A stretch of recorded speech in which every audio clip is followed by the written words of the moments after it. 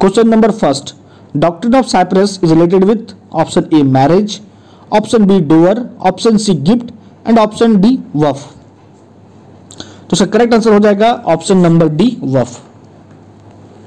Next question पे आते हैं, question number 2, under section 6 of Hindu minority and guardianship act 1956 the natural guardian of a minor child is option A mother, option B father, option C both A and B, option D either mother और father.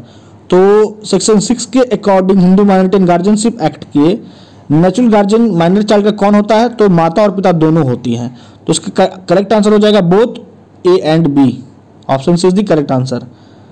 Next question है, adoption validly made can be cancelled by option A adopter, option B natural parents, option C both A and B, option D neither A nor B. एक valid adoption को क्या cancel किया जा सकता है? तो कभी नहीं किया जा सकता है।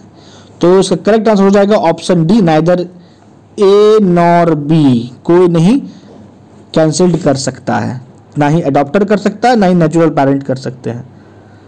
नेक्स्ट क्वेश्चन है, क्वेश्चन नंबर डी है, माफ कीजिए क्वेश्चन नंबर 4 है, degree of prohibited relationship include relationship option A full blood, option B half और uterine blood, option C adoption, option D all of the above.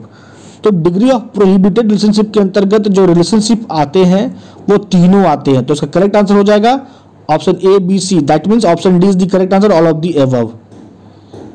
Next question, question number 5, in Drew versus Drew and Lebura, who defined natural justice as universal justice? किसने कहा था या किसने natural justice को universal justice के तौर पे कहा था? तो वो थे lord Cranworth, that means option C is the correct answer, lord Cranworth, who defined natural justice as universal justice. Next question, question number 6, which case is known as the Bible of the delegated legislation? किस case को कहा गया है delegated legislation का bible? Option A re Delhi laws act, option B Vasantlal Magan bhai versus state of Bombay, option C S Avtar Singh versus state of Jammu and Kashmir, option D none of the above. Correct answer हो जाएगा इसका option A re Delhi laws act.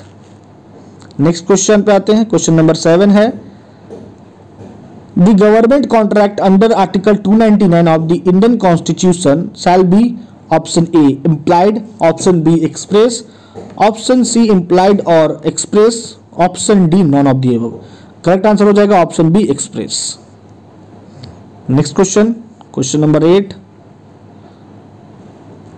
Person associated with PIL public interest litigation, किस व्यक्ति का संबंध है PIL से? Option A justice Bhagwati, option B justice RN Mishra,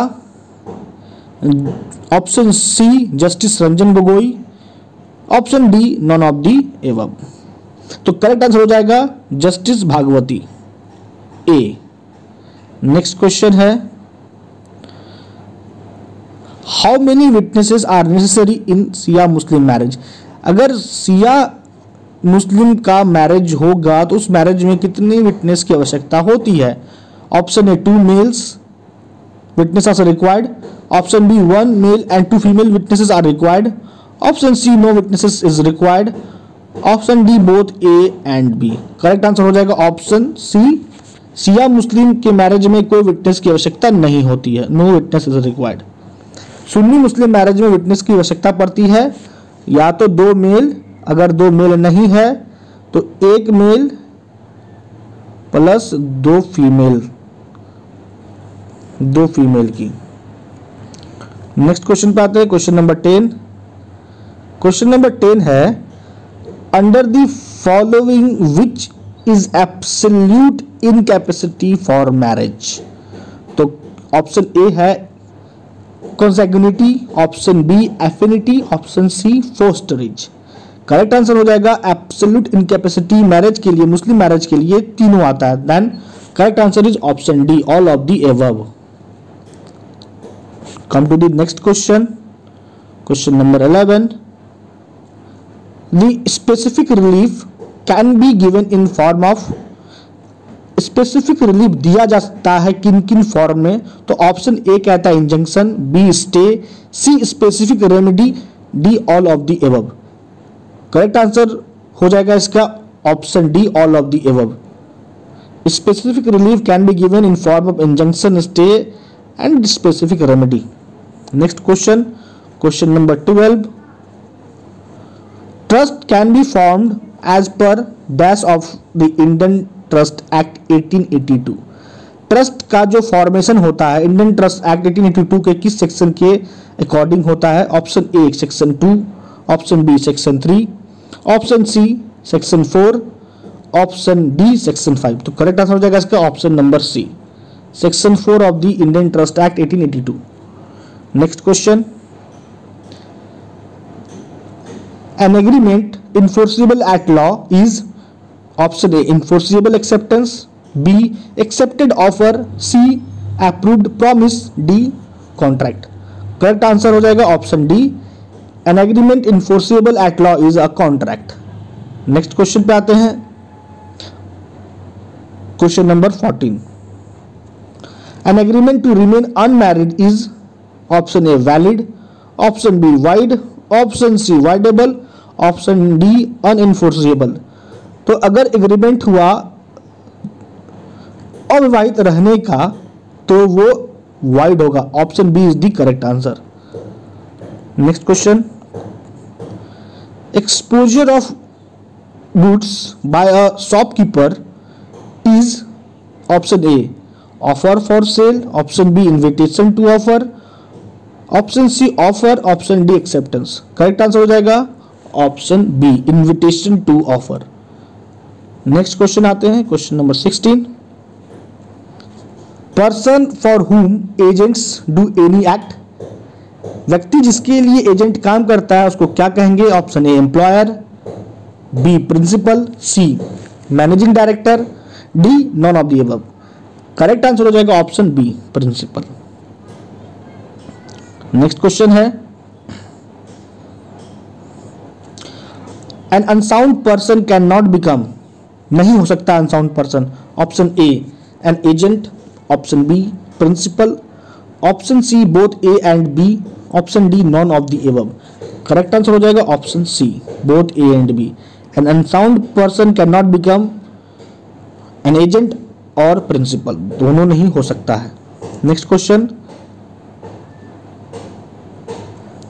the term contingent means, option A possible but not assured, option B doubtful और uncertain, option C both A and B, option D none of the above. तो जो शब्द है contingent उसका correct answer होगा इस question के according वो होगा option C, both A and B. That means the term contingent means possible है बट संभावना होगा कि नहीं होगा इस बात पे असमंजस है। ऑप्शन बी कहता है डाउटफुल भी है और अनसर्टेन भी है। तो यहाँ पे ये जो चारों है वो कॉन्टिंजेंट के टर्म के अंतर्गत आता है, इसलिए करेक्ट आंसर हो जाएगा option C, both A and B. Next question 19 number question है, question number 19। Which one of the following general defence is not available in law of tort? Option A voluntary non fit injuria, defence of consent, option B act of God, option C contributory negligence, option D inevitable accident. Correct answer हो जाएगा option C, contributory negligence. Now come to the next question, question number 20। In contributory negligence, plaintiff is injured because of the wrong of, option A plaintiff, option B plaintiff as well as the defendant, option C defendant, option D none of the above। तो contributory negligence में जो plaintiff injured होता है वो किसके गलती के कारण होता है? तो इसका करेक्ट आंसर हो जाएगा ऑप्शन बी, प्लेंटिफ के खुद के गलती के कारण भी और डिफेंडेंट के गलती के कारण भी।